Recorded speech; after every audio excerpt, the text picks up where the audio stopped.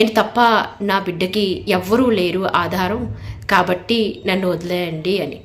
కానీ జంతువులన్నీ నిరాకరించాయి. ఎందుకంటే మా వంతు వచ్చినప్పుడు మేమందరం వెళ్ళాం, నువ్వు కూడా తప్పనిసరిగా వెళ్ళాలి, లేకపోతే ఆ సింహం మన అందరి మీద దాడి చేసి మొత్తం మనందరినీ కూడా చంపివేస్తుంది, కాబట్టి నువ్వు వెళ్ళక తప్పదు అంటాయి. అప్పుడు ఆ కుందేలు చాలా గట్టి నిర్ణయం తీసుకుంటుంది.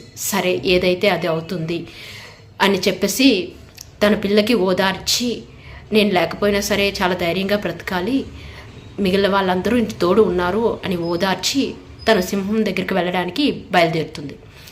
దారిలో అలా వెళ్తూ వెళ్తూ ఒక చోట ఆగి కూర్చుంటుంది. దానికి ఒక బావి కనిపిస్తుంది. ఆ బావిని చూడగానే ఒక ఆలోచన వస్తుంది ఆ కుందేలుకి. సో చాలా సంతోషంగా అది కుందేలు సింహం దగ్గరికి వెళ్తుంది. వెళ్ళేసి, ఎందుకు అప్పటికే ఆకలితో ఉన్న సింహం ఎందుకు ఇంత లేట్ అయింది, కారణం ఏంటి అని అడుగుతుంది. అప్పుడు చెప్తుంది, మహాప్రభు, నేను నీ దగ్గరికే వస్తున్నాను, కాకపోతే దారిలో ఇంకొక సింహం కనిపించేసి నాకు చెప్పింది, ఈ అడవికి నేనే రాజు, కాబట్టి మీరు నా ఆజ్ఞకే లోబడి ఉండాలి అని చెప్తుంది. అది ఆకలితో ఉన్న ఆ సింహం మరీ ఎక్కువ కోపం తెచ్చుకొని, ఇంతకీ ఎవరు ఆ సింహం, నేనే ఈ రాజుని ఈ అడవికి అని చెప్తుంది.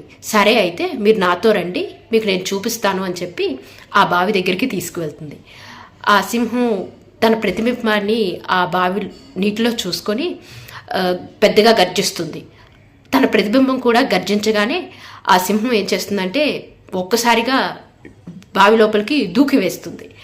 దాంతో ఆ అడవికి పట్టిన పీడ వదిలిపోతుంది. ఈ సంతోషకరమైన వార్తని తన వాళ్ళకి కుందేలు చేరవేస్తుంది. కుందేలు చేసిన సాహసానికి అడవిలో ఉన్న జంతువులన్నీ మెచ్చుకుంటాయి. తన బిడ్డని అలా చేరుకుంటుంది కుందేలు. ఇందులో మనకున్న నీతి ఏంటంటే, జీవితంలో సమస్యలన్నవి ఎదురవుతూనే ఉంటాయి, కాకపోతే మనం ధైర్యంగా ఆలోచించగలగాలి. అంతేగాని సమస్య వచ్చింది కదా అనేసి మనలోని మనం కుమిలిపోకూడదు. ఎంతటి సమస్య అయినా సరే ఆలోచిస్తే తప్పకుండా దానికంటూ ఒక పరిష్కార మార్గం మనకి కనిపిస్తుంది. కాబట్టి సమస్య వచ్చింది అనగానే ఆలోచించడం మొదలు పెట్టాలి. అది కూడా చాలా కూల్గా ఆలోచించాలి. అప్పుడు మనం ఆ సమస్యని అధిగమించగలం, జీవితంలో సంతోషంగా కూడా ఉండగలం. అందుకే కథలు చెప్పేటప్పుడు మనం చాలా జాగ్రత్తగా వినాలి. ఆ కథలోని నీతిని మన జీవితంలో అమలు చేసుకోవాలి.